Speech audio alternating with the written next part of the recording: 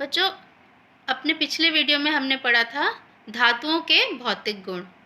आज हम पढ़ने जा रहे हैं अधातु के भौतिक गुण। तो अधातु के भौतिक गुण कौन कौन से हैं, चलिए हम पढ़ते हैं। पहला भौतिक गुण है अधातुओं का चमक।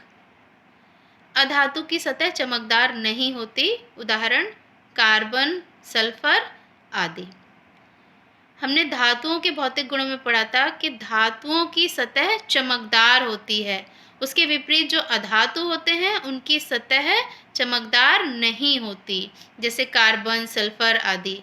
लेकिन इसमें एक अपवाद भी पाया जाता है। जो आयोडीन अधातु है, आयोडीन का प्रतीक है आई, आयोडीन जो अधातु है वो अधातु होने के बावजूद भी चमकीली होती है।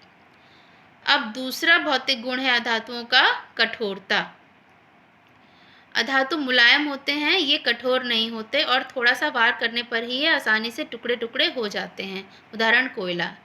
धातुओं के भौतिक गुणों में हमने पढ़ा था कि जो धातु होते हैं वे बहुत ही कठोर होते हैं और यदि हम उन्हें चाकू से काटने का प्रयास करें तो भी वे नहीं कटते। उसके विपरीत जो अधातु होते हैं वे बहुत ही मुलायम होते हैं और यदि हम उन पर थोड़ा सा भी वार करें तो वे टुकड़ों टुकड़ों में टूट जाते हैं। जैसे कोयला है, कोयले पे अगर हम वार करते हैं तो वो टुकड़ों में टूट जाता है।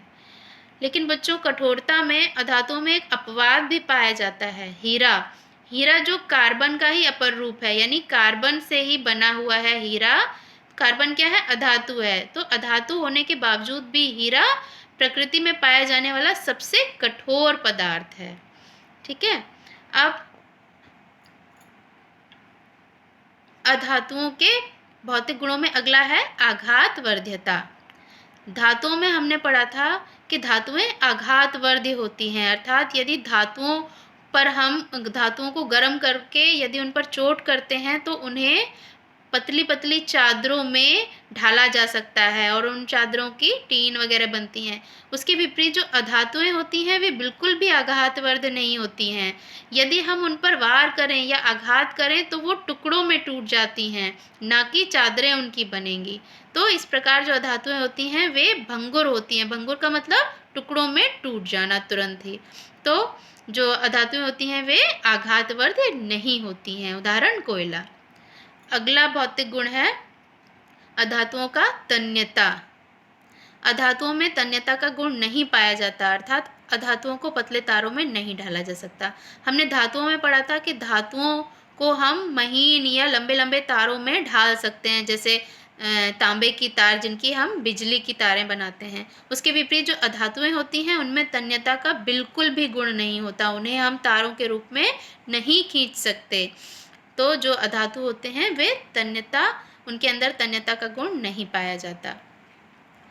अगला गुण है अधातुओं का ऊष्मा तथा विद्युत के कुचालक। जो अधातुएं होती हैं वे ऊष्मा और विद्युत की कुचालक होती हैं, यानी उनमें से विद्युत या ऊष्मा प्रवाहित नहीं होती। जबकि हमने धातुओं में पढ़ा था कि जो धातुएं होती हैं वे ऊष्मा तथा विद्युत दोनों की ही सुचालक होती हैं। तो अधातुएं क्या हैं? वे ऊष्मा और विद्युत की कुचालक होती हैं, उदाहरण कार्बन, सल्फर, फास्फोरस आदि। लेकिन इनमें एक अपवाद भी पाया जाता है, जैसे ग्रेफाइट। ये कार्बन का ये भी एक अपर रूप है। तो कार्बन होने के बावजूद, यानी अधातु होने के बावजूद भी ये विद्युत की सुचालक होती है। ग्रेफाइट जो है वो जो हमारी पेंसिल होती है, पेंसिल में जो पाया जाता है वही ग्रेफाइट होता है, तो वो विद्युत का सुचालक होता है।